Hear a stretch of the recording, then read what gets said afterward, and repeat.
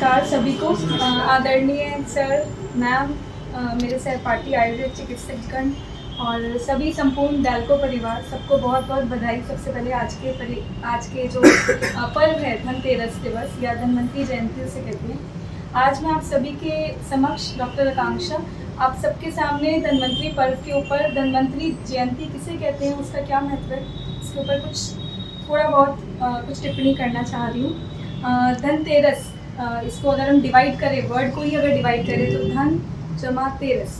तेरस का मतलब यहाँ पे कार्तिक माह चल रहा है, उसकी त्रयोदशी के दिन धन्वंतरी भगवान अवतरित हुए थे, इसलिए इसे धनतेरस कहा जाता है। भगवान धन्वंतरी का जो अवतरण हुआ था वो समुद्र मंथन के समय, जब भगवान रुद्र ने विष का पान कर लिया था, उस समय पर समुद्र मंथन, जो देवताओं और राक्षसों के बीच में समुद्र में मंथन हो रहा था, उसमें से अलग अलग तरीके के जो रत्न निकले थे, उन्हीं में से एक रत्न भगवान धन्वंतरी जी अवतरित हुए थे।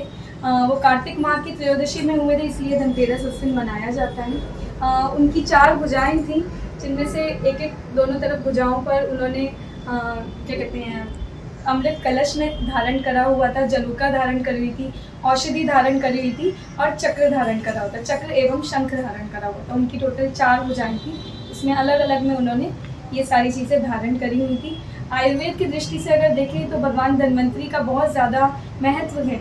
भगवान धन्वंतरी, उनका जो आगे अवतरण जो हुआ था, उनका जो एक संप्रदाय चला था, तो सबसे पहले काशीदास दिव्यदास धन्वंतरी, उन्होंने काशी में सबसे पहले आयुर्वेद जो है उनको उन्होंने स्टार्ट किया। जो अवतरण हुआ था वो सबसे पूर्व ब्रह्मा जी के द्वारा हुआ था। अगर देवताओं के लेवल पे अगर हम देखें तो सबसे पूर्व ब्रह्मा जी ने सबसे पहले आयुर्वेद का स्मरण किया था। आयुर्वेद का स्मरण ब्रह्मा जी के होने के बाद दक्ष प्रजापति जी के पास आया था। दक्ष प्रजापति के बाद अश्विनी कुमार के पास आया था, दो अश्विनी कुमार जी, उनके बाद इंद्र के पास आया था, उसके बाद धन्वंतरी जी के पास, और सुश्रुत जो शल्य चिकित्सा के प्रवर्तक बताए गए हैं उनके पास आए, और फिर उन्होंने अपने आगे अन्य शिष्यों को दिया, और उसके बाद आयुर्वेद और शल्य चिकित्सा इस तरीके से वो आज हमारे सामने समक्ष सुश्रुत संहिता के रूप में वो उपस्थित हुई। तो ये सब कुछ भगवान धन्वंतरी के बारे में कुछ मैंने थोड़ा बहुत बताया है।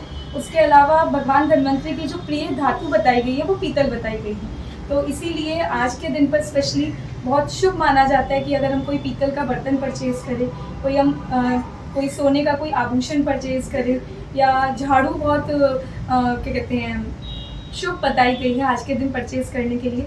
क्योंकि उससे धन्वंतरी भगवान बहुत खुश होते हैं। और धन्वंतरी जयंती इसलिए भी स्पेशल है क्योंकि आयुर्वेद चिकित्सा जो विद्या है, उस विद्या को भी वो आगे बढ़ाते रहने के लिए हर साल हमें प्रेरित करती है, प्लस स्वास्थ्य वर्धन के लिए बहुत इम्पोर्टेंट है कि हम सब प्रे करते हैं कि जो उनके हाथ में जो अमृत कलश रूपी जो आयुर्वेद वो लेकर अवतरित हुए हैं इस संसार में, वही अमृत कलश रूपी जो स्वास्थ्य है वो हम सबके बीच में, वो भगवान धन्वंतरी के द्वारा वो सबके बीच में उपस्थित रहे, और हम सबका स्वास्थ्य इसी तरीके से भरपूर है। आज के शुभ दिवस की सभी को बहुत बहुत शुभकामनाएं।